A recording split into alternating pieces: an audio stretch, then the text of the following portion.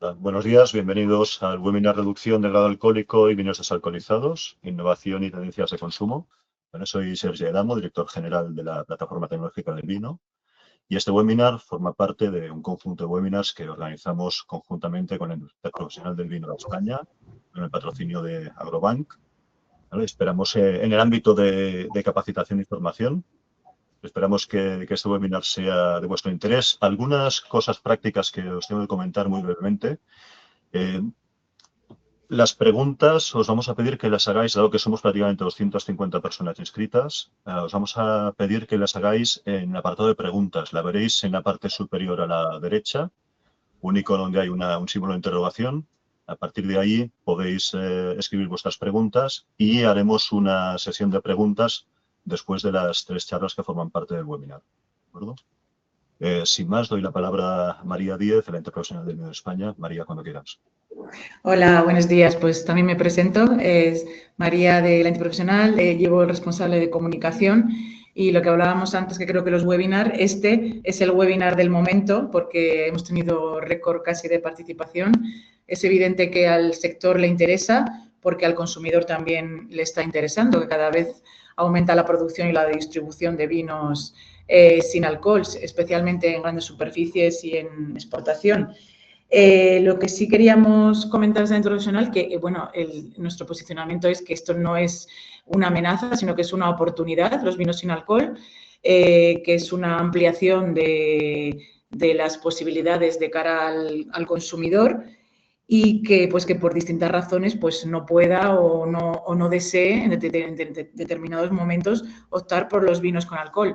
Y que es importante también remarcar que estos productos pueden convivir perfectamente con los vinos pues, tradicionales, que los cuales también consumidos con moderación, ya sabéis que también somos muy machacones con el tema de la compatibilidad de los vinos tradicionales con el programa siempre consumidos con moderación, pues también son compatibles con un estilo de vida saludable. Así que es verdad que estos tipos de vinos se necesita pues inversión, se necesita mucha innovación y de ahí que sea uno de nuestro tema de hoy, pues los vinos sin alcohol. Así que, sin más, encantadísimos de participar, de uno de nuestros objetivos también de la Interprofesional, aparte de la investigación y de los estudios con vosotros y de promocionarlo, es que no se queden en un cajón, sino que la difusión con los operadores. Así que, pues, encantados de estar hoy con vosotros y seguir aprendiendo.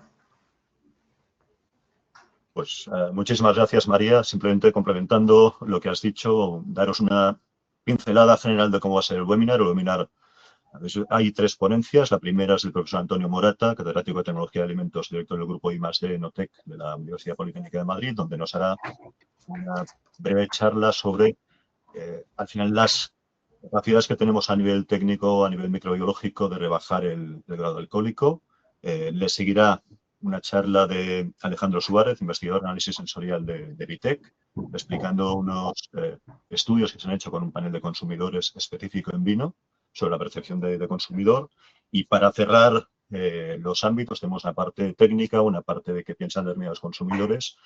Al final, lo más importante es que sí hay que dar respuesta a las demandas de mercado. Y finalmente, Begoña Olavarría, directora de Inteligencia Económica de la Interprofesional del Vino de España, nos va a dar una pincelada de algo que cuesta, una información que cuesta mucho encontrar ahora mismo, ¿no? Que es las tendencias y oportunidades de los vinos con bajo contenido alcohólico o desalcoholizados. Todo el mundo nos dice que hay que ir por ahí, pero la verdad es que a nivel de mercado, bueno, nos explicará Begoña, igual sí que hay buenas sorpresas, pero son datos que cuesta bastante de encontrar. Sin más, doy la palabra a Antonio Morata, como os decía, catedrático de Tecnología de Alimentos y director del grupo I+D Enotec de la Universidad Politécnica de Madrid, con la charla Desalcoholización, ¿es vino o es el futuro? Antonio, cuando quieras. Pues Muchas gracias. gracias, Sergi. Voy a poner primero la presentación.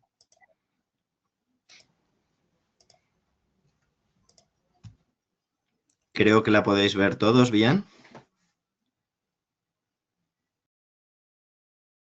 Sí, perfecto. Adelante, Antonio.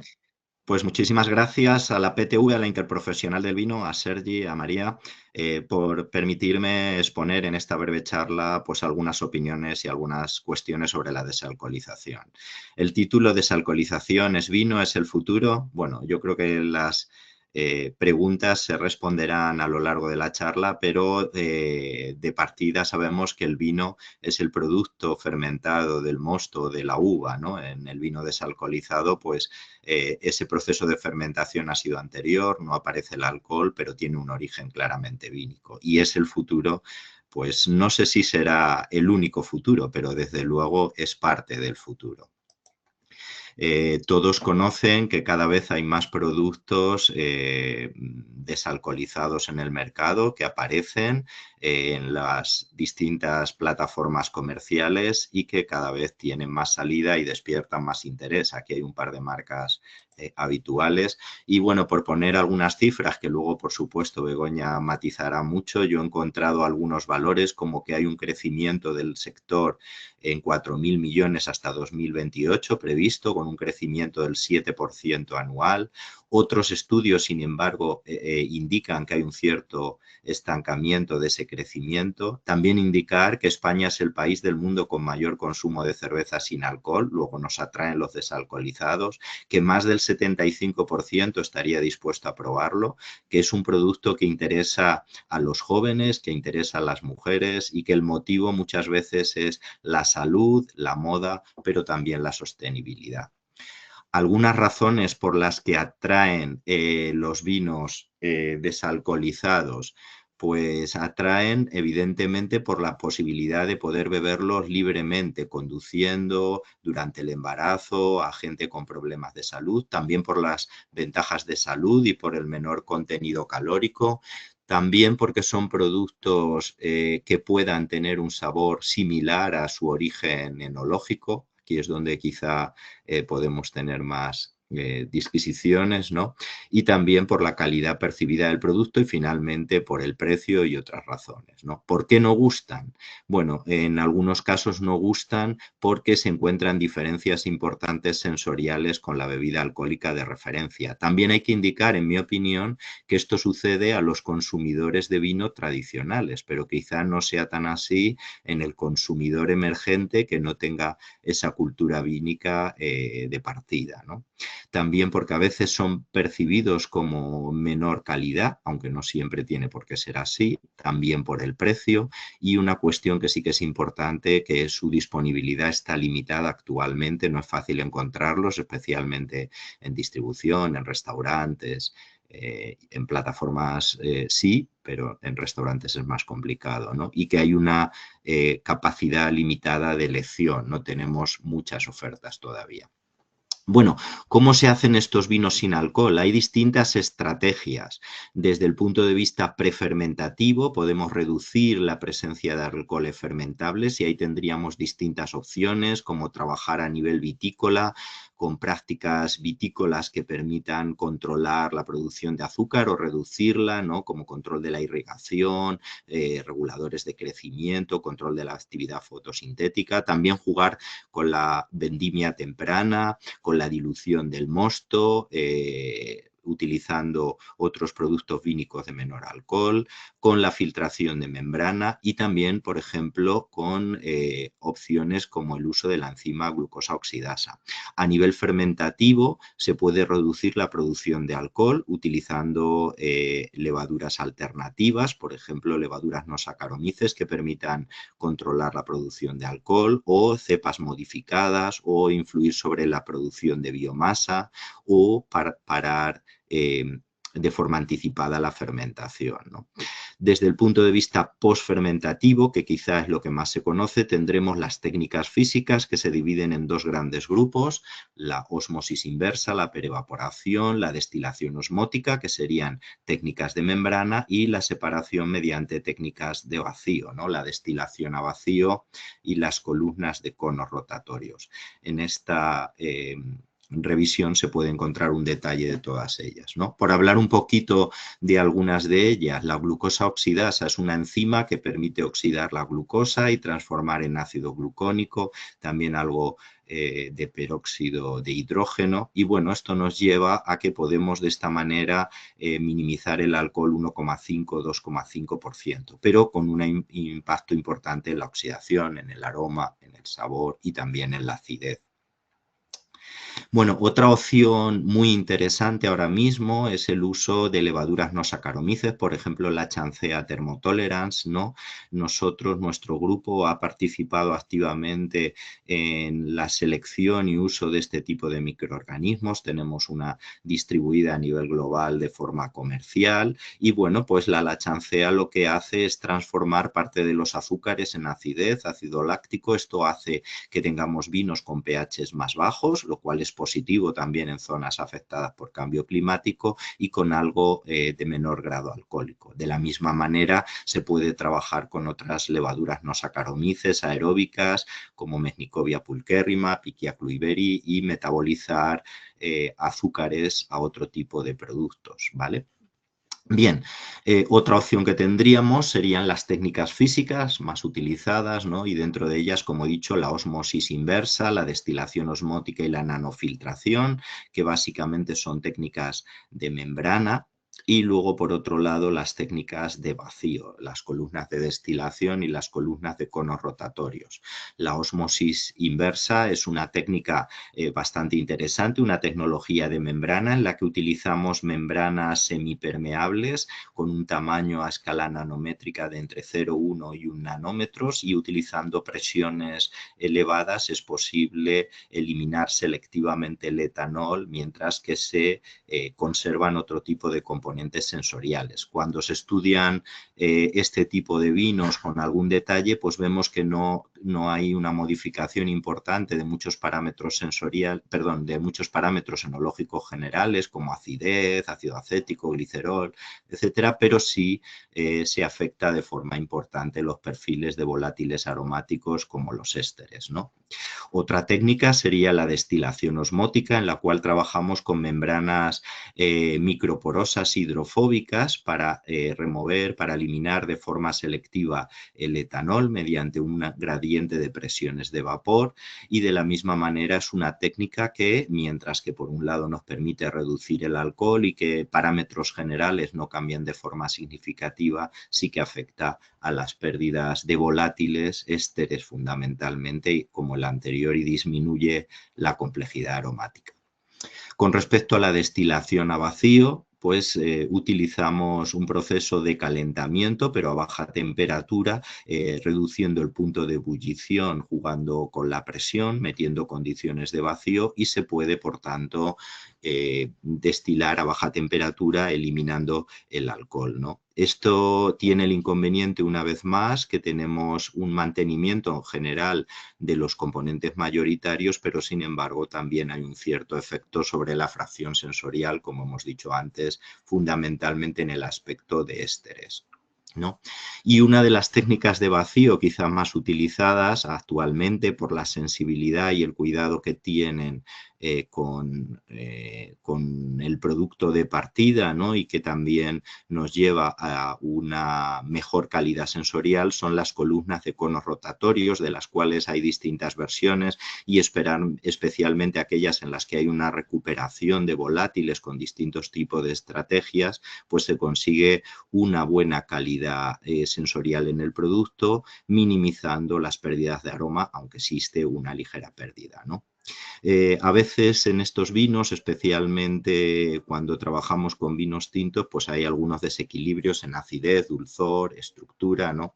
Hay que considerar también que en vinos el alcohol tiene un papel muy importante en la estructura, ¿no? Otra técnica sería la perevaporación, en la cual se utilizan membranas hidrofílicas hidrofóbicas para transportar o para eliminar de forma selectiva el etanol, manteniendo lo máximo posible el aroma, ¿no? Esta tecnología permite minimizar la degradación térmica y también conservar de forma razonable los aromas. Este es un trabajo que hice hace un tiempo, en el 2021, comparando tecnologías de membrana, de ósmosis inversa, con destilación a vacío convencional. Bueno, y se ve que en cualquiera de estas técnicas, en cualquier tipo de vino, siempre hay una cierta pérdida de ésteres. En este trabajo se ve bastante claro, en vinos blancos, rosados y tintos que realicé con mis compañeros de la Universidad de Gansu en China. Bueno, la problemática principal desde mi punto de vista en vinos desalcoholizados es los desequilibrios sensoriales, porque el etanol tiene un papel muy importante en la textura en boca. Favorece el dulzor, da soporte de aroma e integración a la fracción, bueno, da soporte fundamentalmente como tampón aromático a los volátiles y facilita y favorece la integración de la fracción tánica. Por otra parte, tiene un papel importante en la estabilidad microbiológica, oxidativa y de color. Pero quizá el problema más importante es la influencia en la textura. Cuando nosotros tenemos un vino blanco desalcoholizado que no tiene prácticamente carga tánica, es más fácil conseguir algo interesante. Cuando tenemos un vino tinto, esa desalcoholización lleva a desequilibrios importantes con la fracción fenólica y no es tan fácil conseguir un producto interesante. También desde el punto de vista de normativa, a nivel de OIV, en la que participo como experto de la delegación española y actualmente también como presidente del grupo de microbiología enológica, ¿no? Tenemos en marcha varias cosas con respecto a desalcoholización de vinos. Hay algunas definiciones de desalcoholización de vinos que aparecen en la normativa OIV o ENO 394A de 2012, que como definición sería el proceso o sea, la desalcoholización es el proceso que permite reducir parcial o totalmente el contenido de etanol en vino con el objetivo de obtener productos con un menor grado o sin grado alcohólico, ¿no? Bueno, para ello se permiten técnicas como las anteriormente descritas. Este proceso no debe utilizarse en vinos con defectos organolépticos para mejorarlos sensorialmente, sino solo para producir vinos desalcoholizados. Tampoco debería llevar al aumento de contenido de azúcar en los mostos correspondientes. El contenido de alcohol puede reducirse de acuerdo con las definiciones del producto, considerando el grado alcohólico volumétrico. Y el proceso debería estar bajo la responsabilidad de un enólogo o técnico especializado. Bueno, algunas definiciones. El vino desalcoholizado es aquel que se obtiene a partir de vino o vino especial, tal como está definido en el Código de Prácticas de la OIV y que ha sido exclusivamente objeto de tratamientos específicos permitidos por esas prácticas enológicas aceptadas y cuyo contenido alcohólico es inferior al 0,5%. ¿Vale? El parcialmente desalcoholizado sería el obtenido de la misma manera, pero con un grado alcohólico superior al 0,5, ¿no? Si vemos este diagrama que ilustra bastante bien las distintas tipologías, tendríamos vino desalcoholizado, aquel que está por debajo de 0,5% y en el que la desalcoholización es obligatoria. Tendríamos también el parcialmente desalcoholizado, en el que también tenemos que desalcoholizar obligatoriamente, que estaría por encima de 0,5 y hasta el contenido que marcaría el producto vínico en cada legislación o en cada tipo de vino, y a partir de ahí podría ser vino o vino con un grado alcohólico modificado parcialmente por desalcoholización. También están en discusión los vinos aromatizados, las bebidas a base de vino y las bebidas a base de productos vitivinícolas. Pero ahora mismo el tema más importante estaría aquí, en vinos desalcoholizados y parcialmente desalcoholizados. A nivel europeo también hay varias normativas como el CE 2024-694 y bueno, ahora mismo en el grupo de Tecno de la OIV tenemos en discusión la resolución OENO Tecno 14-540 que está en etapa 5 pendiente de pasar a etapa 7 y que regularía las prácticas enológicas permitidas. Dentro de ellas estaría edulcoración, mezcla, adición de glicerol, reincorporación de aromas, reincorporación de agua y adición de dióxido de carbono como más importantes.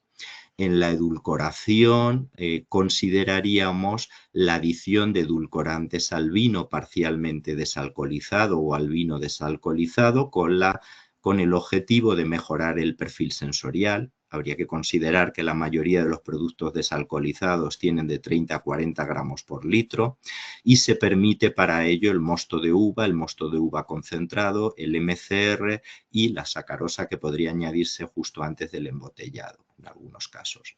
Y luego también se permite la mezcla de vino parcialmente desalcoholizado o vino desalcoholizado con el vino de partida para producir un vino desalcoholizado o parcialmente desalcoholizado. Y aquí las prescripciones serían la mezcla de vino desalcoholizado con el vino de partida, de vino parcialmente desalcoholizado con el vino de partida y mezcla también de vino parcialmente desalcoholizado con vino desalcoholizado y parcialmente desalcoholizado con vino desalcoholizado y vino de partida, ¿no? Para hacer productos con grado alcohólico reducido a partir de cada una de estas mezclas, intentando mantener lo mejor posible la calidad sensorial. Otras alternativas que tendríamos también en productos enológicos y que se han discutido con respecto a la mejora de la textura en boca, de la suavidad, del dulzor, pues serían el glicerol y las manoproteínas especialmente aquellas que se adicionan de forma más soluble, manoproteína líquida o manoproteína en polvo, pues van a dar siempre un cierto volumen, una cierta sensación de grosor, ¿no? Como estructuras polisacarídicas que son, y van a facilitar en algunos vinos también esa integración con la fracción tánica y que tengamos una sensación de producto menos acuoso en boca, ¿no? Es una opción interesante. También el tema del glicerol. En el glicerol hemos tenido discusiones muy importantes que todavía están en marcha en cuanto a prácticas enológicas, por lo tanto, por eso todavía no ha evolucionado a etapa 7.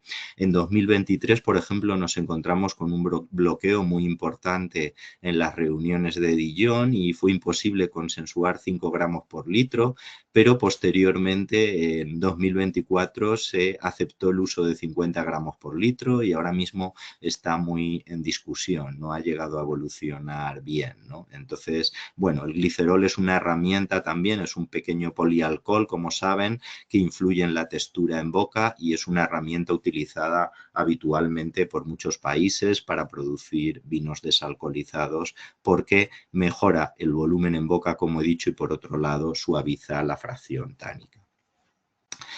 Bien, en cuanto a aromas, la normativa permite la reincorporación de vino parcialmente desalcoholizado permite la reincorporación al vino parcialmente desalcoholizado o desalcoholizado de los compuestos aromáticos del vino de partida, pero no aromas externos para mantener la genuinidad del producto. El objetivo es mejorar el perfil aromático del vino desalcoholizado y las prescripciones es recuperar el aroma del vino inicial al máximo posible. El agua también se puede reincorporar para mejorar la pérdida de agua en el proceso, pero no para compensar el alcohol extraído, ¿vale? Y bueno, también el dióxido de carbono es otra práctica que se permite, su adición al vino parcialmente desalcoholizado o al vino desalcoholizado. La idea es producir vinos desalcoholizados gasificados o con una pequeña cantidad de CO2 porque influye también positivamente en la textura en boca y ayuda a entender mejor los vinos desalcoholizados.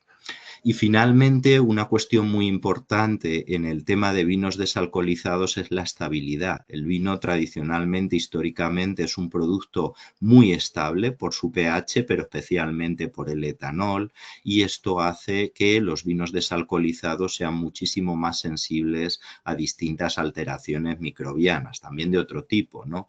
Y aquí pues se recomienda o estamos estudiando permitir dosis más altas, además de los antimicrobianos habituales, los sulfitos, etcétera, pues está estudiando manejar dosis un poco más altas de productos como el DMDC, como el Belcorin, y también para mí sería muy interesante permitir técnicas físicas como la UHPH, que permite por un lado control de la oxidación y por otro lado control microbiano. Evidentemente todas las tecnologías de membrana, de filtraciones esterilizantes, etcétera, pues serían una buena opción. Y bueno, he intentado dar un overview, una perspectiva general de lo que es la tecnología de desalcoholización y la parte técnica, cómo se encuentra también a nivel normativo, y estoy a vuestra disposición para cualquier pregunta en mi dirección de correo electrónico o en mis redes sociales. Muchas gracias. Muchísimas gracias, Antonio, por una charla muy, muy interesante. Sigue deciros, al principio os comentaba que haríamos un turno de preguntas final, ¿vale? Si os tengo que decir que el profesor Morata tiene ahora un viaje largo, tienes que coger un tren de aquí nada, Antonio, ¿verdad? Con lo cual, sí que tenéis el compromiso de que cualquier pregunta que queráis dirigir a... De todas formas, yo tengo ahora que llegar a la estación, pero estaré pendiente del teléfono. Si queréis hacerme alguna pregunta, pues intento responder, aunque sea brevemente. Y si no, pues como he dicho, en mis redes sociales, en mi dirección de correo electrónico, por supuesto. Muchísimas gracias y un placer colaborar con vosotros. Un placer, Antonio, gracias.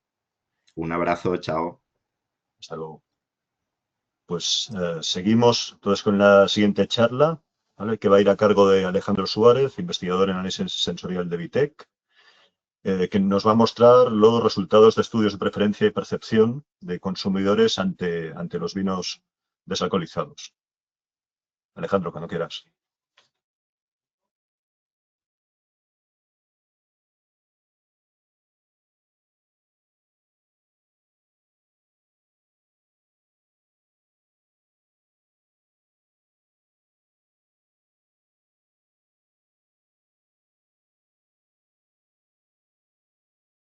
Alejandro, vemos la presentación, pero no te estamos escuchando. No sé si tienes el micro cerrado, tampoco te vemos.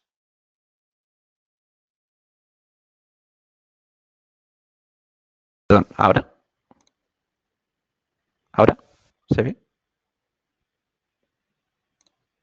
Sí, la presentación en pequeñito, pues la puedes poner en modo presentación y te vemos y te oímos. Cuando quieras. Vale, se veía bien, ¿no?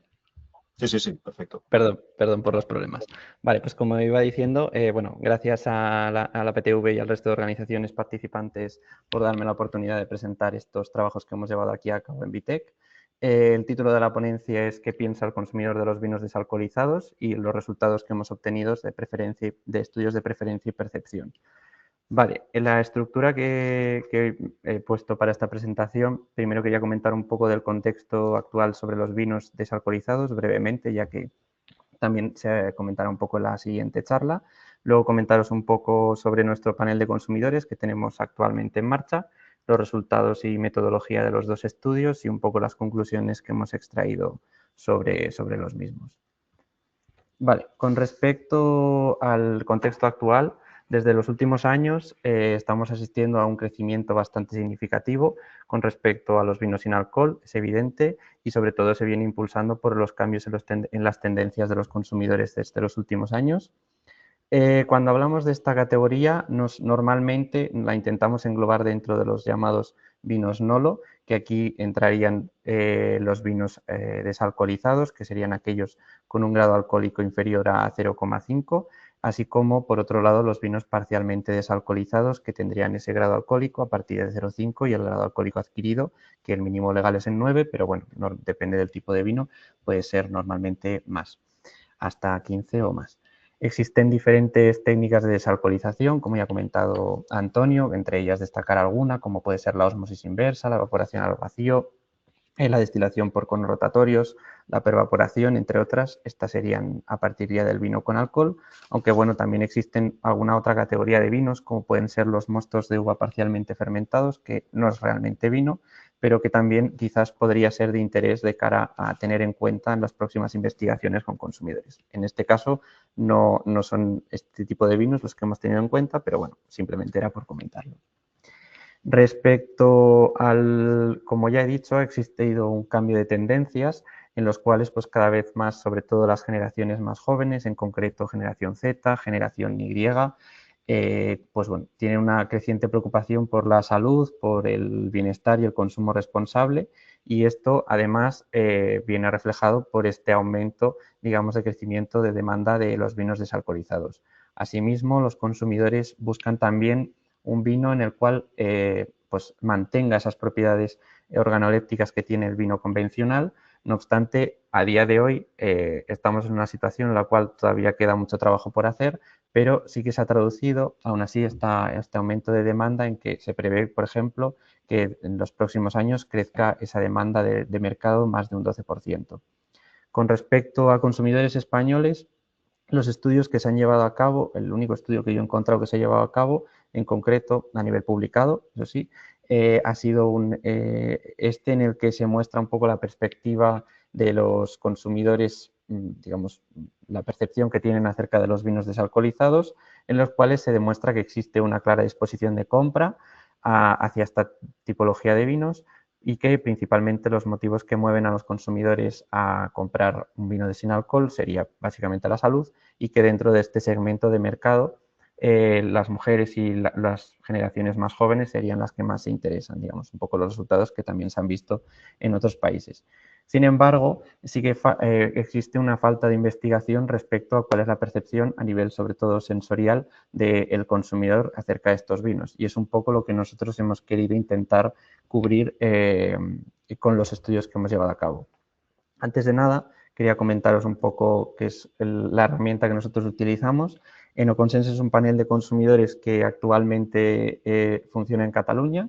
Es una iniciativa que está especializada básicamente en consumidores de vino. Es una iniciativa de 4 de las entidades que se dedican a la investigación enológica en Cataluña y de momento operamos solo en esta región, pero ya contamos con más de 1.800 personas y básicamente el funcionamiento que solemos emplear es la realización de encuestas online sobre determinados atributos y generalmente al pertenecer al área de análisis sensorial solemos acompañarla siempre de una prueba sensorial, ya sea mediante una cata organizada en un sitio presencial o bien mediante el envío de las muestras directamente al domicilio de los consumidores y evaluar hedónicamente cuál es su nivel de aceptación. Con Enoconsense lo que nos permite es cubrir, digamos, todo el ciclo de evaluación del consumidor, desde por un lado la parte sensorial, como ya he comentado, así como generalmente siempre acompañada de una parte cualitativa, donde conseguimos también pues, medir toda la parte de motivaciones, de barreras, cuáles son las expectativas del consumidor, lo cual también nos permite identificar diferentes oportunidades de mercado. Y por otro lado podemos validar nuevos productos, lo cual también permite optimizar cuáles son sus características más fuertes y posicionarlo también con respecto a la competencia. Por otro lado, también evaluar cuál podría ser la predisposición a pagar determinando precios ideales y en conjunto ver una visión que nos permite obtener evidencias reales de experiencias de mercado, lo cual pensamos y consideramos que es una herramienta muy importante de cara a saber cuál es digamos, los objetivos y las preferencias del consumidor. Bueno, sin más dilación, paso a presentar los dos estudios. En primer lugar, hicimos un estudio, lo he titulado un poco de manera genérica como percepción general de los vinos desalcoholizados, en el que bueno, evaluamos como de primera manera cuál era esa percepción en general de la parte de, bueno, un poco holística en general, luego explicaré en detalle cuál fue la metodología seguida, pero en este caso solo tratamos vinos sin alcohol. Y un segundo estudio en el cual ya nos centramos también en las diferentes tipologías de vinos nolo, es decir, vinos desalcoholizados, vinos parcialmente desalcoholizados y los comparamos también con vinos convencionales, evaluando cuál era la percepción de calidad de los consumidores en base a diferentes atributos relacionados con el vino. Como digo, ahora lo explicaré. Respecto al primer estudio, los objetivos que nos basamos, que nos fijamos en este caso, fue por un lado ver cuál era esa perspectiva general de los consumidores hacia vinos desalcoholizados. Por otro lado, intentar obtener segmentos, en este caso lo hicimos en base a una serie de afirmaciones que estaban relacionadas a favor y en contra de los vinos desalcoholizados. Y por otro, evaluar si existían realmente diferencias de aceptación en base a vinos con alcohol y vinos sin alcohol en función, en este caso, de la información que les transmitimos. Con respecto a la metodología, en referencia a esa percepción, evaluamos por un lado cuál era el conocimiento de los consumidores de este tipo de vinos, su frecuencia de consumo, la predisposición a pagar y, por otro lado, como digo, la segmentación de consumidores. Y, por último, acompañamos el estudio de una prueba sensorial, en este caso una prueba de cata en casa, donde mandamos a los consumidores 2 muestras. En este caso, dividimos al grupo de participantes en tres secciones. Una recibió 2 muestras de un vino blanco y un vino tinto que no tenían alcohol y les indicábamos en la etiqueta que no había alcohol. Otro grupo recibió en casa un vino blanco y un vino tinto sin alcohol, pero que en la etiqueta indicábamos que tenía alcohol. Y el otro grupo recibió 2 vinos con alcohol blanco y tinto, que en este caso también les indicábamos que tenían alcohol, para ver por un lado si había diferencias sensoriales entre los vinos con y sin alcohol y por otro lado para ver si sus expectativas eran mayores o menores en base al contenido alcohólico. Ahora veremos los resultados. Respecto a la encuesta online, 220 respuestas obtuvimos en este caso y en general lo que se observó fue que la mayoría de los consumidores sí que conocía esta tipología de vinos. Sin embargo, por lo que hace referencia a la frecuencia de consumo, solamente menos del 50% indicó que lo había consumido, un 63% dijo que no, y de los pocos que lo habían consumido, en la gran mayoría su frecuencia de consumo era inferior a una vez al mes. Por otro lado, con respecto a la predisposición a pagar, más de la mitad de los consumidores indicó que en este caso sería inferior a 10 euros y la otra gran parte, como mucho, hasta 20. En referencia a la segmentación que llevamos a cabo, usamos una serie de afirmaciones sacadas de la bibliografía científica, que eran, digamos, afirmaciones en base a favor y en contra, y medimos cuál era su grado de acuerdo o desacuerdo con respecto a todas ellas. En el primero, y obtuvimos como resultado 3 segmentos de consumidores, en base a, digamos, si estaban más o menos de acuerdo, o más o menos, perdón, a favor con los vinos sin alcohol. El primer grupo, que serían aquellos que más estarían a favor, ya que percibieron diferentes beneficios, sobre todo relacionado con la salud, con el autocontrol, la ausencia de efectos del alcohol, entre otros. Y en este caso nos llamó la atención porque, teniendo en cuenta, había una pregunta previa de si lo habían consumido o no, había una gran mayoría de personas que todavía no habían consumido este vino desalcoholizado. Con respecto al segundo grupo, estaba en una posición intermedia, a favor y en contra, y en este caso lo consideraban como un beneficio, pero dependía del factor que estuviéramos hablando. En concreto, en el que más se obtuvo una opinión a favor fue, por ejemplo, para personas que consideraban como una alternativa para personas embarazadas, y asimismo consideramos que están a favor porque también estaban dispuestos a consumirlo en este caso. Y con respecto a diferencias sociodemográficas, obtuvimos una mayor presencia de hombres que de mujeres en este caso. Y el último grupo son los que no estaban completamente en contra de los vinos sin alcohol porque consideraban que es un producto de muy poca calidad debido a su sabor, su aroma, y que si tuvieran que escoger, por ejemplo, otro producto, no escogerían otro producto sin alcohol, no escogerían un vino sin alcohol. Y en este caso no encontramos diferencias significativas, diferencias sociodemográficas entre cada uno entre las características de este grupo. Bien. Con respecto a la parte de la aceptación de los vinos, como digo, la parte de la izquierda sería la parte más de aceptación visual. En este caso, lo que se obtuvo, si tenemos en cuenta solamente la información que teníamos en la etiqueta, el orden que obtuvimos de preferencia o a nivel de expectativas, hablando, fue que en primer lugar preferirían los vinos con alcohol, seguidos de los vinos sin alcohol, y en concreto el vino tinto con alcohol fue el más preferido. Sin embargo, cuando hacemos la parte del análisis, la parte de cata, lo que se obtuvo fue en este caso no obtuvimos diferencias, con respecto al contenido en alcohol que se mostraba en la etiqueta, pero sí que se obtuvo diferencias con respecto al alcohol que realmente tenía el vino. Está porcentaje de porcentaje de alcohol real que tenían las muestras. Y de nuevo sí que volvimos a obtener diferencias entre los vinos con alcohol y los vinos sin alcohol, pero sí que es verdad que el vino blanco sin alcohol obtuvo diferencias significativas con respecto a la preferencia hedónica del vino tinto sin alcohol. Por lo tanto, como conclusiones de este estudio, consideramos que sí que hemos visto un conocimiento general de estos vinos desalcoholizados por parte de los consumidores, aunque su consumo de momento es reducido. Existen diferentes actitudes entre los consumidores encuestados, habiendo preferencias o no por este tipo de vinos y sobre todo en base al beneficio percibido.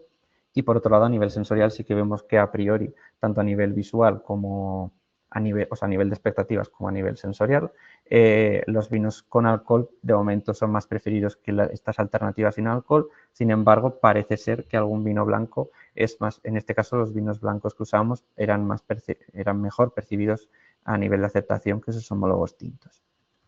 En el segundo estudio, los objetivos que nos fijamos, en este caso fue observar cuáles eran las expectativas de los consumidores hacia vinos sometidos a procesos de desalcoholización, pero no solo los vinos sin alcohol, sino también, como ya comenté, a los parcialmente desalcoholizados y a los vinos sin alcohol, comparándolos con los vinos convencionales. Y también evaluamos cuáles eran los atributos que asociaban más los consumidores a cada una de estas categorías de vinos. Asimismo, les preguntamos sobre cuáles eran los puntos que se deberían también de mejorar con respecto a los vinos desalcoholizados. Y por otro lado, llevamos a cabo otra prueba sensorial, pero en este caso lo que hicimos fue usar solo vinos sin alcohol, pero un mayor abanico de vinos que luego explicaré. Como ya he dicho, les planteamos los tres conceptos mencionados en este estudio, explicándoles claramente qué eran cada concepto en base a las definiciones obtenidas en la legislación y evaluamos la calidad, así como qué atributos se asociaban, así como contextos de consumo asociaban, a cada una de las tipologías de vinos del estudio. Y por último, una prueba sensorial con diferentes tipos de vinos sin alcohol. No lo he mencionado, pero este estudio todavía está en marcha, entonces los resultados que os voy a mostrar son en parte preliminares, pero bueno, para que nos hagamos una idea de lo que ha salido. Las respuestas que hemos obtenido de momento es que la gran mayoría, pues desgracia, no considera de momento a los vinos desalcoholizados como un producto de buena calidad. En concreto lo achacan a factores como puede ser el aroma y el sabor. Por otro lado, en cambio, si les preguntamos si estaban dispuestos a incluir este tipo de vinos dentro de una denominación de origen, la gran mayoría dijo que sí, más del 59%. Y si les planteábamos el supuesto de que el vino fuera de las mismas características organolépticas que su homólogo convencional, por supuesto un 90% dijo que sí que lo consumiría. Pero si les preguntamos si estaban dispuestos a sustituir un vino convencional por un vino desalcoholizado, aquí la mayoría dijo que no. Un 58% nos indicó que no estaría dispuesto a sustituir este homólogo nuevo sin alcohol por este nuevo producto con alcohol. Este homólogo con alcohol por el nuevo producto sin alcohol. Con respecto a la asociación de los contextos de consumo, les preguntamos si era más adecuado para consumo en casa, para un regalo, por una comida o cena con amigos, ya sea de empresa, así como diferentes factores relacionados con el vino y con la calidad. Para intentar explicarlo de manera brevemente, en general lo que ocurrió fue que a nivel de percepción de contextos de consumo, en todos los casos los vinos con alcohol eran siempre considerados como más adecuados en cada uno de los contextos propuestos que sus homólogos parcialmente desalcoholizados y sin alcohol. No obstante, solamente los que están señalados están sombreados en amarillo, fueron los que obtuvimos diferencias significativas entre unas categorías y otras. Los que pone mayor igual es que fue el orden que obtuvimos de más a menos adecuado, pero no hubo diferencias significativas. Con respecto, por ejemplo, al precio y a estos dos contextos de consumo no tuvimos diferencias, pero siempre, como vemos, es el vino con alcohol el que a priori priorizan como, en este caso, más adecuado y aquí como de mayor precio, de mayor calidad y, por supuesto, de mayor sabor que sus homólogos convencionales. Sin embargo, en el caso de producto saludable, asociaron el vino sin alcohol significativamente más saludable que sus homólogos sin alcohol. Vale, y por último, con respecto a la prueba sensorial, en este caso llevamos a cabo un análisis sensorial, fueron 8 vinos sin alcohol, todos, en los cuales presentamos 2 blancos, 2 rosados, 2 tintos y 2 espumosos. y evaluamos, por un lado, cuál era su preferencia hedónica y, por otro, la siguiente diapositiva será cuánto se les parecía a ellos a un vino convencional. Con respecto a estos resultados, el orden que obtuvimos, si tenemos en cuenta las categorías de vino de manera global, fue que los vinos espumosos fueron preferidos más que el resto, que los blancos y que los rosados, aunque hay que tener en cuenta que este fue el orden, pero entre estos tres no hubo diferencias. Sin embargo, sí que hubo diferencias entre estos tres, diferencias significativas, me refiero, y sí que hubo diferencias significativas entre el resto de categorías de vinos y los vinos tintos sin alcohol. Sin embargo, si consideramos cada vino de manera individual, lo que observamos es que en concreto fue un blanco de la variedad Chardonnay el que mejor fue preferido por los consumidores, seguido en cambio de un vino rosado. Pero si tenemos en cuenta las puntuaciones de los otros blancos y del otro rosado, se encuentran en posiciones inferiores y por eso han salido en este orden global. Con respecto a la similitud sensorial, les preguntamos que cuánto consideraba que se les parecía este vino al vino que suele consumir. Y aquí el orden siguió siendo el mismo en cuanto a similitud. Sin embargo, solo tuvimos diferencias entre los vinos significativas, entre los vinos espumosos y los vinos tintos. Y en relación a los resultados obtenidos de manera individual, de nuevo el vino blanco Chardonnay fue el que más se pareció, pero concretamente que cambió el orden y el tinto que incorporamos con crianza en madera fue el segundo que más se les pareció a los consumidores como vino, a un vino convencional. Y en los dos casos, no lo dije, pero fue un tinto de la variedad Monastrell el que menos, digamos, se asoció como parecido y a nivel de gustos.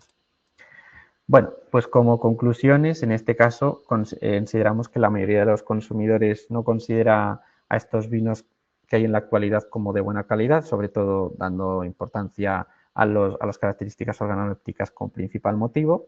En general, dicha percepción, tanto de los contextos de consumo como de los factores intrínsecos y extrínsecos, suele ser más elevada en los vinos con alcohol que en los vinos desalcoholizados, aunque hay ciertas excepciones. Y a nivel sensorial sí que hemos encontrado diferencias significativas en función del tipo de vino sin alcohol que estemos evaluando. Y en principio eso es todo. Espero que les haya gustado y muchísimas gracias por su atención. Muchas gracias, Alejandro, por tu presentación y por presentarnos estos dos estudios tan interesantes.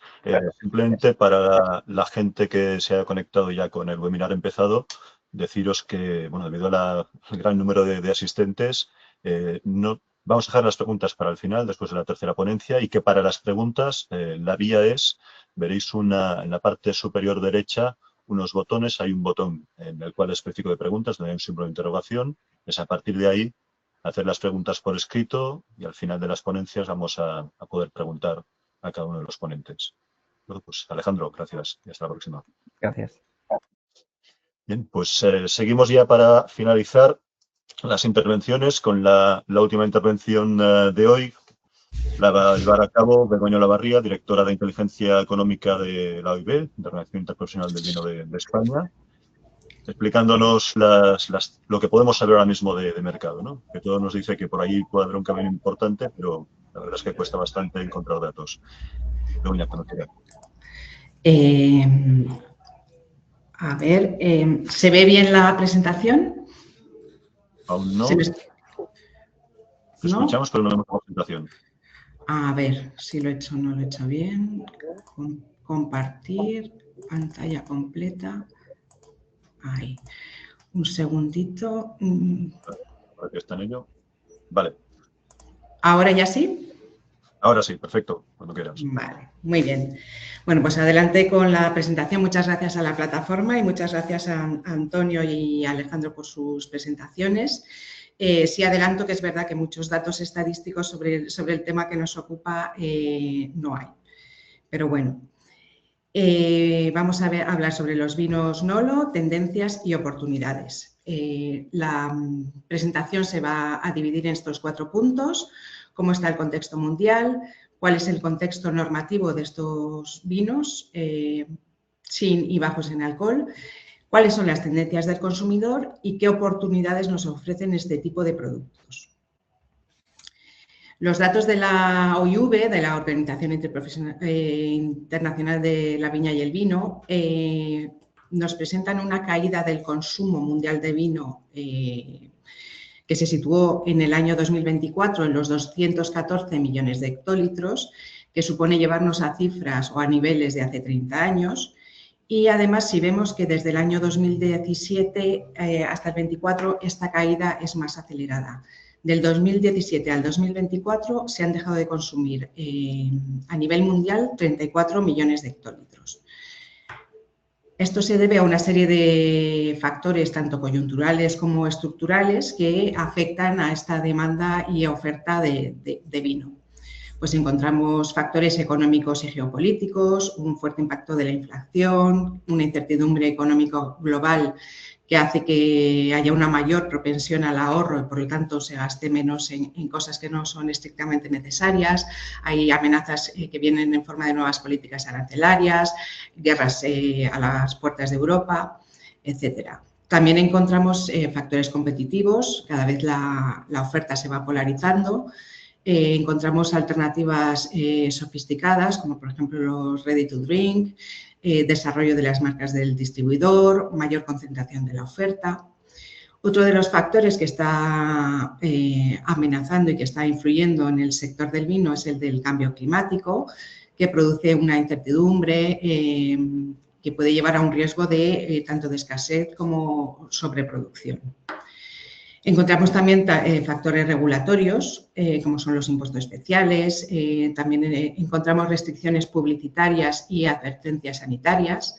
Parece también que por parte de algunas administraciones pues, hay una creciente sensibilidad anti-alcohol que está dificultando pues, el posicionamiento del vino, incluso aunque lo llevemos a contextos moderados. También hay factores tecnológicos, rápido avance de la inteligencia artificial en un sector que tiene una menor madurez digital y lo que nos vamos a centrar un poco en la presentación en unos cambios socioculturales. Vemos que los gustos del consumidor están cambiando, además hay nuevas opciones de consumo para momentos en los que no se puede beber alcohol. Aquí es donde entrarían estas bebidas sin o bajas en alcohol. Y también se está viendo que las nuevas generaciones tienden a un consumo más moderado o inferior de bebidas con alcohol. Bueno, esto ya se ha comentado, pero por ponernos un poco en situación, el reglamento de la Unión Europea de 2021 es el que por primera vez definió a los vinos desalcoholizados y bajos en alcohol en la Unión Europea, de tal forma que cuando estaban entre 0 y 0,5% de alcohol eran vinos desalcoholizados, de 0,5 a 9 serían parcialmente desalcoholizados y de 9 a 14,5 sería el vino convencional. Aquí hay novedades en este sentido, ya que la semana pasada pues, se aprobó el llamado paquete vino, el acuerdo político provisional entre el Parlamento y el Consejo para llevar a cabo una serie de medidas que sirvan para mejorar el sector del vino en la Unión Europea. Y este nuevo paquete vino introduce novedades en la designación de este tipo de vinos. Incluimos ahí ese pequeño cuadro que ha elaborado el Comité Vinos, que nos va a ayudar a ver un poco las diferencias en cómo estaba la cosa en el 2021 y cómo va a estar a partir del paquete vino. Entonces, las bebidas que tengan, o sea, los vinos que tengan alcohol entre 0 y 0,5 se van a llamar sin alcohol y se va a poder incluir el término 0,0 en aquellos vinos que tengan un contenido en alcohol inferior al 0,05%. Para los vinos parcialmente desalcoholizados, la graduación será mayor del 0,5, pero al menos un 30% por debajo de su graduación original y en estos casos se podrá utilizar la denominación alcohol reducido. Lo que ha detectado el Comité de Vinos y que aparece aquí en esta foto que incluimos en esta diapositiva, vemos que puede ser, según cómo está establecido en el paquete vino, que los vinos desalcoholizados que se encuentren entre 6 y 9% de alcohol pueden quedar excluidos de la OCM porque no están previstos dentro de ese paquete vino. Entonces, esta exclusión pues, puede llevar a un vacío normativo y puede hacer que estos vinos pues, no sigan pues, los controles y los sistemas que tienen que seguir según la OCM. Entonces, veremos cómo se solventa este tema. Dentro del contexto normativo, ¿cuáles serían los principales retos con los que nos vemos? Nos preguntamos si los vinos con denominación de origen si estos vinos pueden ser vinos con denominación de origen. Vemos que los que es cero alcohol no podrían, pero los que han reducido su alcohol parcialmente sí podrían ser vinos con denominación de origen, siempre y cuando se incluyan en los pliegos de condiciones de los distintos consejos reguladores. Es decir, cada denominación de origen decidirá si los incluye o no. ¿Y pueden ser vinos ecológicos? Pues desde marzo del 25 pues la Unión Europea permitió por primera vez la desalcoholización como práctica enologética de los vinos ecológicos. Como bien nos ha explicado antes Antonio, pues habrá que definir, y se está haciendo desde la OIV con su participación, pues se intenta que haya un consenso a nivel internacional y que el marco institucional adecuado sea la OIV.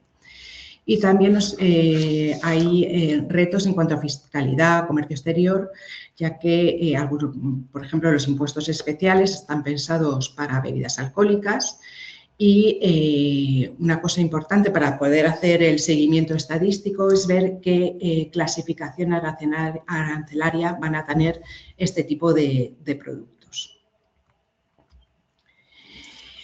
Yendo ya a lo que es el consumidor, vemos que los consumidores están moderando la cantidad de alcohol que consumen. Encontramos varios factores, tanto sociales, demográficos como culturales. La moderación ha entrado en la sociedad y como un valor importante. Se están registrando cambios culturales y sociales. Encontramos más actividades sin alcohol, por ejemplo, más gimnasio, fitness, más ocio diurno. Crecen movimientos como por ejemplo el enero seco, es decir, estar todo un mes de enero sin consumir nada de alcohol, y vemos como las redes sociales pues están haciendo énfasis en todo lo que son hábitos saludables.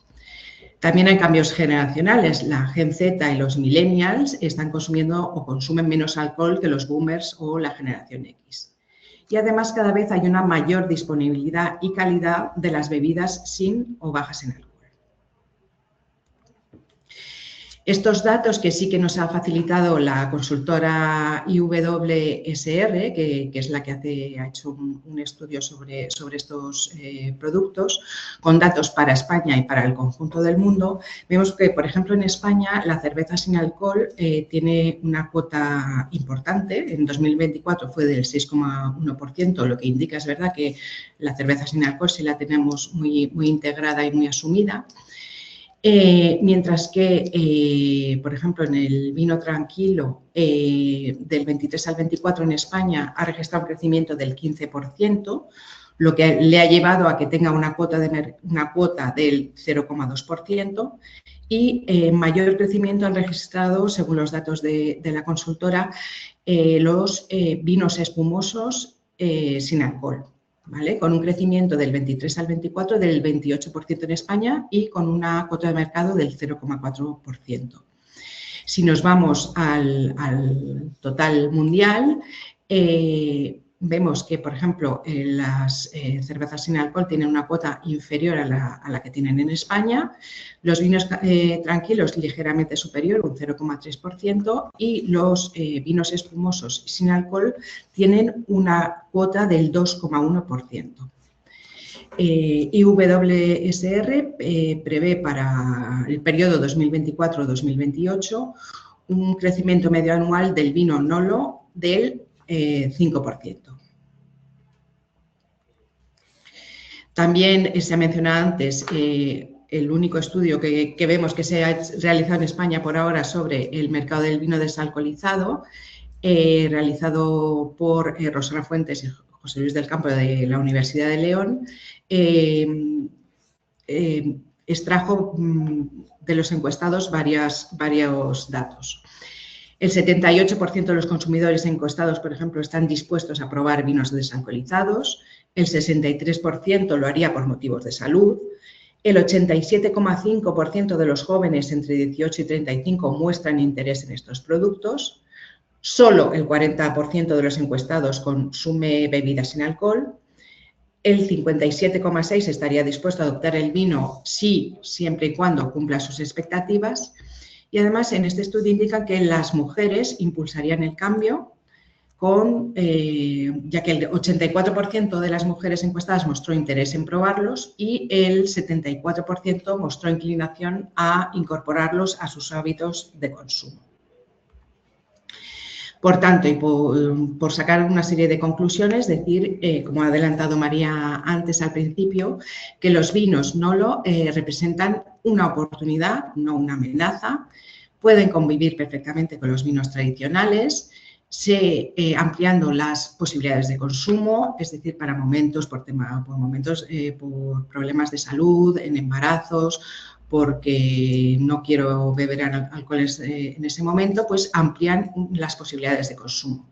Además, importante, pueden ser una puerta de entrada para nuevos consumidores más jóvenes, como hemos visto la Gen Z y los millennials que consumen menos alcohol, y además pueden tener mucho interés para nuevos mercados, o nos pueden abrir nuevos mercados internacionales que no consumen alcohol por motivos religiosos, sociales, etcétera.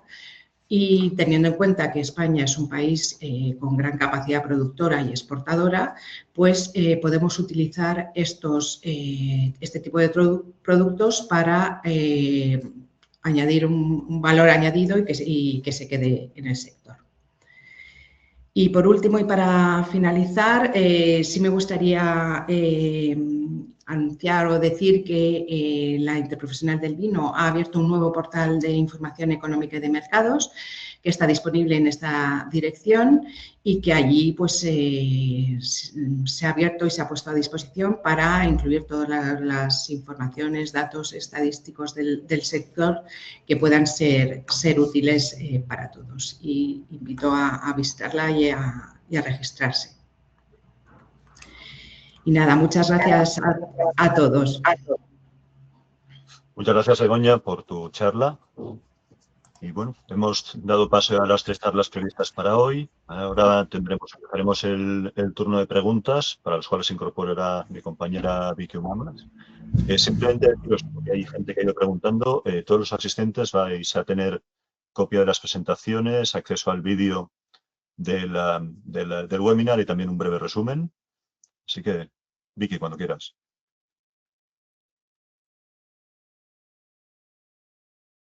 Hola, buenos días a todos. Vicky, no sé si Alejandro está por aquí. Sí, pues activa micro y cámara, Alejandro. Fenomenal. Sí, bueno, pues nada, agradeceros a los dos la intervención de hoy. Por supuesto, extensible a Antonio, que ha tenido que desconectarse porque tenía un viaje previsto y no le cuadraba el horario. Me comenta Antonio que si hay alguna cuestión o alguna duda para él, podemos dejar su contacto, lo dejaremos por el chat, por si los asistentes quieren transmitir alguna duda directamente a Antonio. Y si os parece, vamos con las preguntas que hemos ido recibiendo a lo largo de la jornada. La primera es genérica, yo os la voy a lanzar. Hay alguna que sí que es más dirigida. Yo lanzo la pregunta y bueno, a ver quién se anima de los tres. Sergi, yo cuento contigo también, si te parece.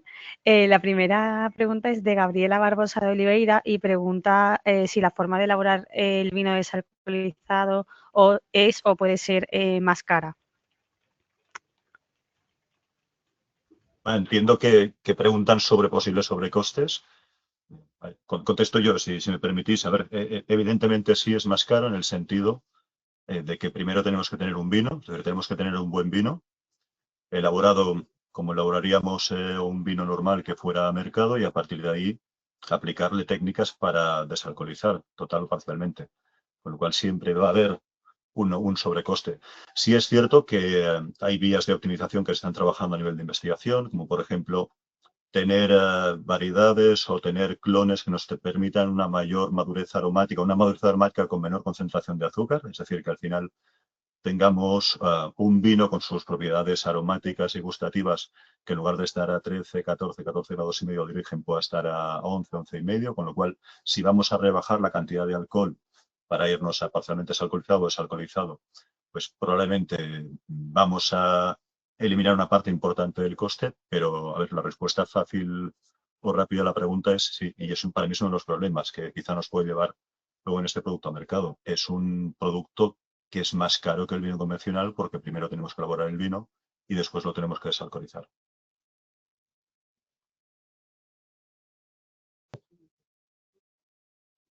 Fenomenal. Muchísimas gracias. Si queréis aportar algo más, Alejandro, Begoña. Vamos con la siguiente, que es de Sara Rius, en este caso, y iría dirigida para Begoña. Y te pregunta cuándo está previsto que se apruebe el paquete vino. A ver, el paquete vino, el acuerdo provisional se aprobó la semana pasada y la idea es que yo creo que entre ya en vigor para la campaña 26-27. Fenomenal. Gracias, Begoña. Tenemos una pregunta parecida. Bueno, creo que la respuesta Sergi la has dado, pero esta es un poquito más elaborada, ¿no? Nos comenta Alfredo Rueda que si elaborar un vino sin alcohol 0% exige añadir a posteriori muchas cosas como aromas, glicerol, azúcar, etcétera. Pregunta si tiene sentido partir de un vino alcohólico en el que con el costo que supone la elaboración y si no sería más rentable y posible partir de un mosto y otras modificaciones. ¿Puede repetir la pregunta, que en la última parte se ha entrecortado? Claro, sí, la pregunta va un poco encaminada a que si tiene sentido partir de un vino alcohólico para desalcoholizarlo en lugar de partir de un mosto, si no sería más rentable partir de un mosto reduciendo el contenido en azúcar y haciendo otras modificaciones que a priori podrían parecer más sencillas, pero claro, a nivel de calidad. Bien, a ver, no soy experto en el tema, pero sí que hay tecnologías como lo que ha explicado Antonio. En el mosto, por ejemplo, hay la nanofiltración, que es una tecnología emergente que sirve para eliminar o para reducir parte de los azúcares y nos permitiría fermentar ese mosto con una menor concentración de azúcar, por lo cual teóricamente no tendríamos una pérdida aromática potente porque los aromas los generamos en fermentación. ¿Vale? Al no haber después una reducción postfermentativa, pues ahí podríamos ganar calidad. También es cierto que el nivel o que el porcentaje de volumen de alcohol que podemos reducir por estas técnicas es limitado. Como comentaba antes, están estas alternativas, está también las técnicas microbiológicas que nos permiten tener al final productos con menor grado alcohólico y lo que comentaba en la primera pregunta es un nivel de investigación además internacional bastante potente, que es cómo podemos conseguir a través de portainjertos, a través de clones, a través de nuevas variedades, al final vinos que tengan un máximo potencial aromático y gustativo y fenólico con una carga alcohólica bastante menor, porque cuanto menos alcohol tengamos que eliminar, menos problemas o menos coste económico vamos a tener y menos pérdida aromática y pérdidas de calidad sensorial vamos a tener. Estas son las líneas de investigación a futuro.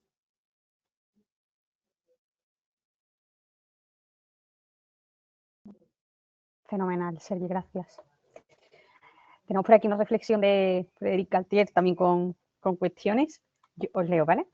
Frédéric nos comenta: el mercado de los vinos sin alcohol está creciendo de manera notable y representa una oportunidad estratégica para muchos productores. Sí, sin duda, ¿no? Sin embargo, este desarrollo plantea un desafío importante. ¿Cómo asegurar que la calidad y la autenticidad acompañen a la innovación tecnológica?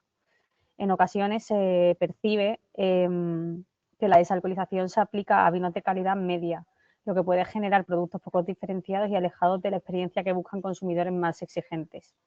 Frente a ello, surge una cuestión clave. ¿No debería la reflexión comenzar en el viñedo con estrategias de cultivo, selección de variedades y planificación de la cosecha? Sí, continúa, ¿vale? De este modo, los vinos podrían inscribirse plenamente en la lógica de origen y de terroir que constituye la identidad del vino. ¿Cómo veis vosotros en este caso el futuro de los vinos 00 en relación con la viticultura y con el respeto a las variedades y a los orígenes. Desde aquí agradecer a Frederic esta reflexión y bueno, pues un poco la pregunta va encaminada a esto, ¿no? Cómo intervenir desde el viñedo y desde la selección en origen y no tanto en producto final. No es fácil de responder, no sé si quién se anima, Alejandro, si os animáis vosotros. Si no, a ver, el comentario es muy oportuno. De hecho, se explicaba antes en las ponencias, legalmente se permite que pueda haber vinos de DO, es decir, de calidad diferenciada y con una tipicidad y una calidad específica, o sea, vinos parcialmente desalcoholizados. Es decir, ya hay vías legales que nos permiten trabajar con vinos de calidad, como mínimo parcialmente desalcoholizados. ¿Vale? Porque sí que es verdad que respecto al totalmente desalcoholizado, las diferencias sensoriales a día de hoy son importantes. Como explicaba Antonio, al final el alcohol es el portador principal de cuerpo, de sensaciones táctiles en boca y también de equilibrio, de acidez, de amargor, es portador de aromas. En el momento en que tú estás eliminando el alcohol, y si nos vamos al 0,0 lo eliminamos totalmente, es muy difícil sustituir un componente como ese para que los vinos tengan una calidad como mínimo idéntica o muy parecida a la original. Además, si estamos en el caso de vinos tintos, en los cuales hay la fracción tánica, la fracción de polifenoles, donde tenemos en boca una sensación bastante específica en la cual, de los taninos, en el cual el alcohol tiene un rol muy importante, cuando quitas ese alcohol es muy difícil a día de hoy, pese a que empiezan ya a haber algunos ejemplos muy interesantes en el mercado, pero es muy difícil conseguir una sensación en boca en tintos que sea equiparable cuando estamos trabajando en vinos sin alcohol. Quizá por eso, de momento en el mercado, y quizá también porque de momento el mercado, pese a que crece mucho, pero lo hemos visto antes en la charla de Begoña, es un mercado bastante pequeño a día de hoy, pues se está trabajando en vinos, no diría de calidad baja, pero diría unos vinos de entrada de gama y de una calidad media. Entiendo que según cómo pueda ir el mercado y sobre todo cómo pueda avanzar el conocimiento en las técnicas vitícolas que hablábamos antes, ¿no? Y en tener esas variedades que ya de entrada nos den menos alcohol y que tengamos que eliminar menos parte del vino original, pues probablemente podremos ir a vinos de mayor calidad o vinos que nos puedan recordar más a las gamas altas que podemos tener actualmente en el mercado. Pero, insisto, técnicamente es muy complejo. Técnicamente es muy complejo y hace falta bastante trabajo y bastante investigación. No sé si queréis añadir alguna cosa. Sí, yo, bueno, simplemente un poco, perdón, digo que simplemente para parafrasear un poco lo que ha dicho Sergi, nosotros también nos hemos encontrado con ese problema cuando hemos intentado seleccionar los vinos sin alcohol. Hicimos una selección bastante amplia y aún así, sobre todo los vinos tintos es complicado de encontrar, ya que es más complejo recuperar la parte de aromas y de sensaciones táctiles en boca, que sea más similar, ¿no?, a un vino convencional, pero sí que es verdad que se ha como intentado ampliar en la parte de blancos y rosados y sobre todo la parte de espumosos, que son aquellos los que parece ser que se parecen un poco más a los vinos con alcohol, pero creo que todavía queda bastante trabajo por hacer y bueno, más investigación de desarrollo. Sí, bueno, yo quería añadir que sí, que cada vez además hay marcas, por ejemplo, encontramos que en Moet Tennessee tiene un cava de alta gama, el French Bloom, y que sí, yo creo que es más fácil en los espumosos y en los vinos blancos y rosados, que sea más fácil de consumir y que el nivel sea más adecuado para los consumidores, pero que sí, yo creo que a medida que vayan mejorando las técnicas, etcétera, pues entrarán cada vez más. Sí, complementando lo que decíais, al final yo creo que no es casual de que los vinos espumosos sean los que mejor se valoran. Yo creo que es un resultado bastante general en los distintos países en los cuales se han hecho estudios. Al final estamos partiendo de un vino que naturalmente ya tiene menor contenido alcohólico. Estamos hablando realmente de un espumoso va a estar entre 11 grados, 11 grados y medio, 12 como mucho, que además tiene CO2, con lo cual ya tiene una parte de sensación en boca que la vas a continuar teniendo porque tienes el CO2. El CO2 además te permite evitar cierta degradación, ciertas oxidaciones de los vinos, te permite además realzar la acidez, realzar también los aromas Y después es un producto que ya de por sí, en muchos casos, ya permite tener un cierto azúcar residual, con lo cual no hay una diferencia sustancial, o quizás el producto vínico que más se aproxima respecto el original con alcohol o del hermano que podíamos tener sin alcohol. No, pero en otros casos donde hay taninos, donde hay fracción tánica como en los tintos, es mucho más complejo.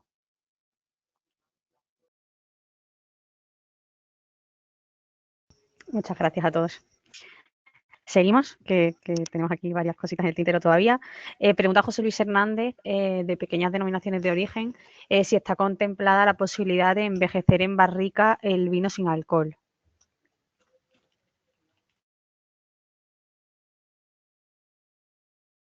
Que yo sepa, no está limitado. De hecho, hay algunas bodegas como Bodegas Wynn, del grupo Matarromera, que sacan al mercado un vino con crianza, un vino que pasaba por barrica y después hasta vino tinto pasaba por barrica que después ha sido desalcoholizado.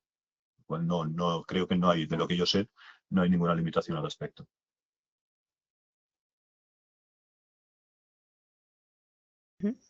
Fenomenal, gracias.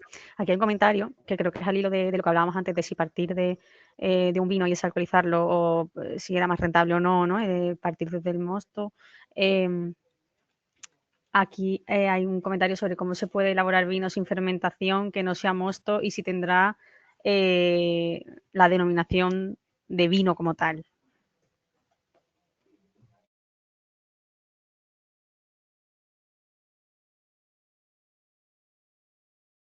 Disculpa si estoy contestando yo siempre, pero a ver, el vino tiene, por definición, tiene que ser un mosto fermentado, ¿vale? Con lo cual, si para llamarle vino desalcoholizado o vino parcialmente desalcoholizado, hemos tenido que fermentar antes, ¿vale? Si no puede ser, es otro tipo de producto, pero no se le puede llamar vino legalmente.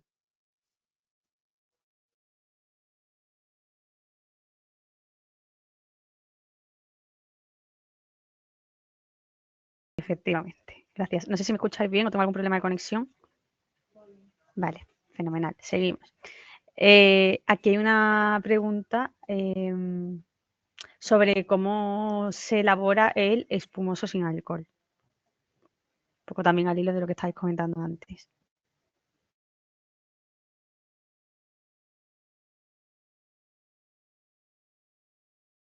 Pues ahí sí me habéis pillado porque ahí no entiendo que a ver, como cualquier vino, al final, para eliminar el alcohol, pues tienes o las membranas o la osmosis inversa o lo más habitual, si nos vamos a un 0,0, es pasar con los rotatorios. Con los rotatorios, al final, es una destilación al vacío a baja temperatura, con lo cual el CO2 seguro que se va todo.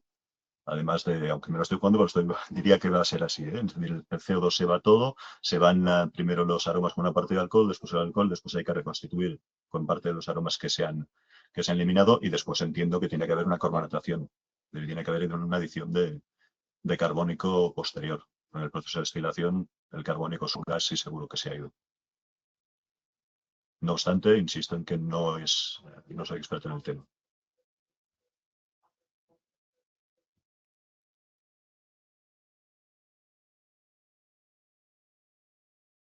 Perfecto, muchas gracias. Si queréis, os dejo ahí un poco de espacio por si queréis, Alejandro, Begoña, intervenir.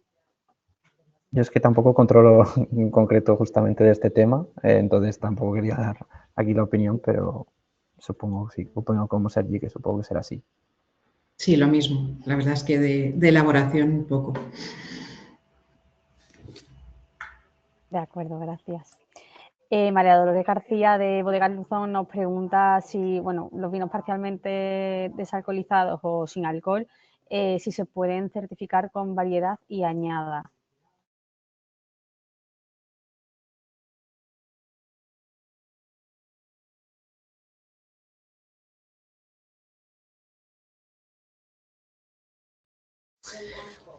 Buena pregunta. Para que un vino se pueda certificar con variedad y añada, tiene que ser un vino varietal. Eso tendría que mirarlo. Si me escribes, yo lo miro y le contesto. Claro, te paso el contacto de esta persona, que es, en este caso es María Dolores García, y, Sí. Y la dejamos ahí pendiente de respuesta, si te parece. Muy bien. Gracias, Begoña. Gracias. Okay. Vale, seguimos con una pregunta de Alfonso Leandro, que ha llegado en portugués. Y dice, para obtener un vino parcialmente desalcoholizado o sin alcohol, se consume mucha energía y agua y en algunos procesos se generan residuos cuyo tratamiento tiene un impacto medioambiental. ¿No sería una buena idea explorar estas variables para informar al consumidor?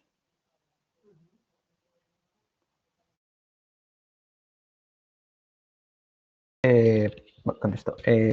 Sería bastante interesante, sobre todo, evaluar la parte de la sostenibilidad barra interacción con el producto desalcoholizado, ya que, pues bueno, aparte de que los vinos desalcoholizados son una tendencia, evidentemente le sigue seguramente la parte de la sostenibilidad y sí sería bastante interesante incorporarlo de cara a nuevas líneas de investigación, por ejemplo, eso, no solo que lo sepan a nivel de el impacto que tiene a nivel medioambiental, que se lo indique en la web, en la información de la bodega, sino que también pues ver si depende de cómo esa información se transmite, es también otra de las líneas que se tienen que llevar a cabo y ver cómo interacciona, ¿no? Todo ello en la percepción del consumidor.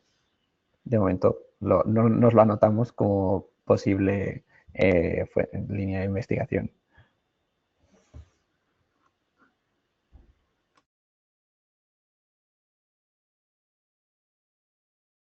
De hecho, yo había leído hace ya un tiempo, había algún estudio publicado a nivel europeo en el cual no habla específicamente de sostenibilidad, que yo creo que es una muy buena reflexión. Al final sí estamos hablando, como os comentaba antes, de hacer un vino y luego ese vino tiene que tener alternativas que son complejas, sobre todo cuando hay técnicas físicas de destilación de membrana detrás. Pero se publicó hace un tiempo una encuesta en la cual venía a decir que una de las cosas que estamos obligados al final es decir los ingredientes, ¿no? Y que había mucha gente que tomaba en esos momentos el vino sin alcohol porque lo veía como algo más saludable y que parte de la gente que había comprado, una parte significativa, no me acuerdo ahora del porcentaje, era bastante alto, una parte significativa del público que había tomado el vino sin alcohol no lo tomaba más veces al ver el listado de ingredientes que tenía. Sí es cierto, y en eso creo que está trabajando fuerte la Organización Internacional de la Vid y el Vino, la IV, en lo cual se están definiendo las prácticas enológicas, que como explicaba Antonia está bastante avanzado y que eso va a regularizar y habéis visto que parte de lo que la IUV va a exigir para que se pueda llamar vino y vino parcialmente desalcoholizado, vino desalcoholizado, es que no haya aportación de aromas exógenos y que se pueden aportar glicerol, veremos en qué cantidad, y si se pueden aportar algunos productos para estabilidad microbiológica, como el becorino o similar. Pero una de las barreras actuales, insisto, al menos lo que se publica en ese artículo era, se estaba tomando, es decir, se entiende que el alcohol es un problema para la salud, ¿vale? Hay gente que quiere probar estos productos porque no llevan alcohol, pero si esos productos, para no llevar alcohol, tienen que llevar bastantes componentes, bastantes aditivos, que pueden dar la percepción de que no es un producto muy natural, pues aparte esos consumidores se pueden ir.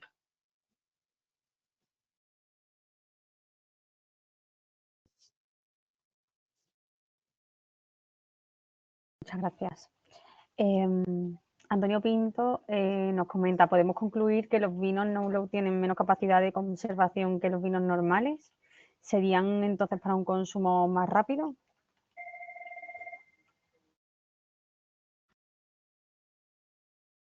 Sí, o sea, por ejemplo, a diferencia de, por ejemplo, un vino con alcohol, los vinos, por ejemplo, que están sometidos sobre todo los vinos sin alcohol, sí que incluso te indica la fecha de consumo preferente porque evidentemente no es un vino y están obligados a indicar, digamos, esa fecha por lo menos, ya que pues al no tener ese alcohol acaba siendo un producto que no es tan estéril como por ejemplo el vino, que no es obligatorio indicarla y que claro, pues al final acaba siendo un producto entre comillas más perecedero y que sería más recomendable consumir en un periodo inferior.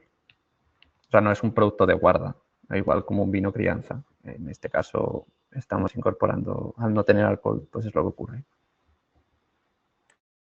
Como decía Antonio, yo creo que también es unas líneas de investigación a futuro. Es decir, existen hoy en día tecnologías como la UHPH o similar que pueden esterilizar el vino sin daño térmico, lo cual nos permite conservar íntegramente los aromas originales. Lo que pasa es que sí que obliga a unas inversiones potentes por parte de las bodegas, porque el hecho de no tener alcohol, que el alcohol es un antiséptico, pues sí que hace que el vino pueda evolucionar tanto en una oxidación química, es decir, que los aromas más frescos de fruta fresca enseguida se vayan a fruta compotada, y aromas que podemos considerar que no son excesivamente buenos para un vino, como en el caso de que tengamos un cierto azúcar residual, pues si no hay un buen componente antimicrobiano, pues que podamos tener evoluciones, lo que nos llevan ahora mismo a una fecha óptima de consumo.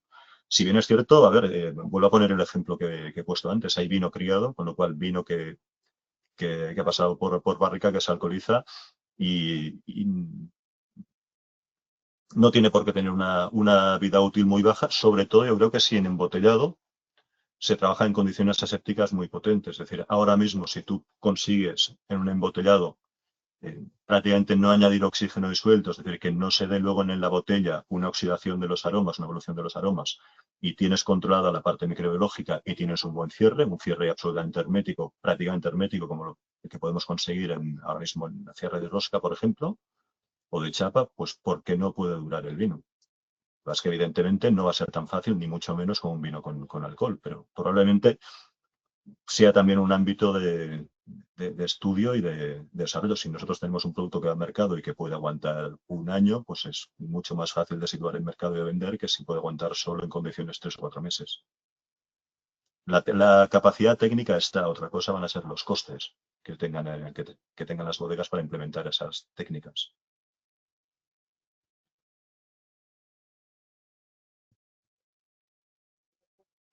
Muchas gracias. Tenemos aquí un comentario de Montserrat Rosell, de Familia Torres.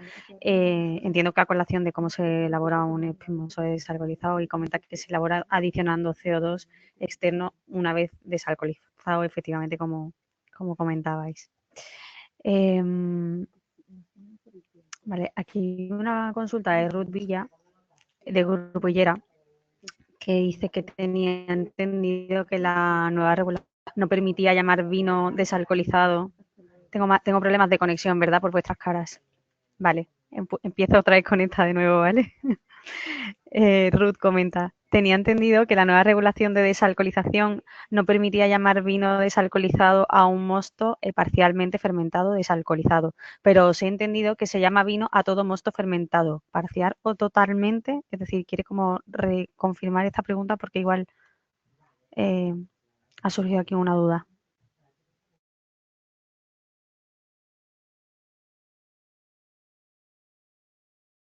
No sé, Begoña, si quieres añadir algo, yo creo No. que totalmente fermentado. Que tienes que fermentar totalmente. Luego, lo que sí puedes añadir es, para endulzar, puedes añadir mosto. Exacto. Pero la fermentación tiene que ser completa, sí. Exacto. Claro, es un vino elaborado convencionalmente al que luego se le quita alcohol.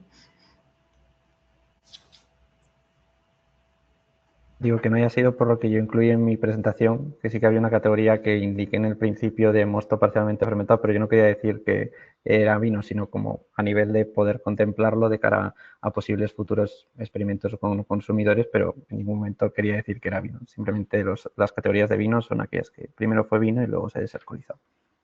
Era eso.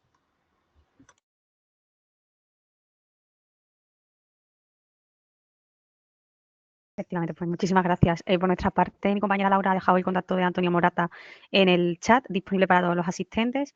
En principio, vale, Ruth añade, perdone. Ok, entonces no se contempla como vino. Vale, perfecto. Eso es.